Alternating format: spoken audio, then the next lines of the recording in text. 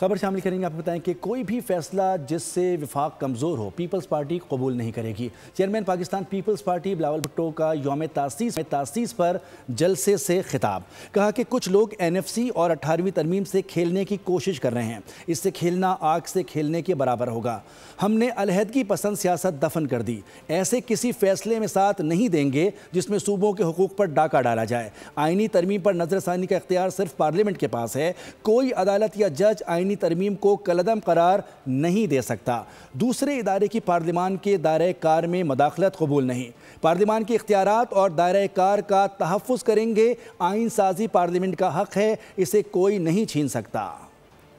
Pakistan Peoples party کبھی بھی ایسا کوئی فیصلہ کے ساتھ نہیں دے سکتی جس کے نتیجے میں وفاق کمزور ہو جائے. اور جو اس وقت لوگ 18ویں ترمیم یا این ایف سی ایوارڈ یا اس قسم کی چیزوں کے ساتھ کھیلنے کی کوشش کر رہے ہیں یا سوچ رہے ہیں اس کے ساتھ کھیلا جائے, تو وہ ایسا ہے جیسے آپ آگ کے ساتھ کھیلیں. ہم اپنے صوبے کو, اپنے سٹیک ہولڈرز کو مزید امپاور کر سکے تاکہ وہ آپ کے لیے بہتر پرفارم کر سکے, نہ کہ یہ امپریشن جائے کہ کسی کے حق پہ ڈاکہ مارا جا رہا ہے یا کسی سے کوئی حق چھینا جا رہا ہے. کچھ لوگوں کا کوشش یہ ہے کہ وہ اس آئینی عدالت کو متنازع بنائے.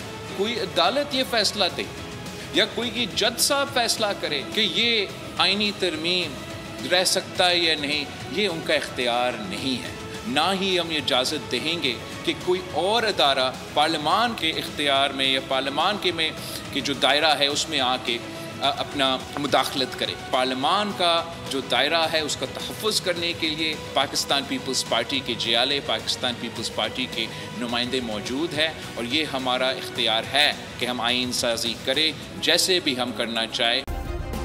سبسکرائب کریں اور بیل دبائیں تاکہ کوئی خبر رہ نہ جائے.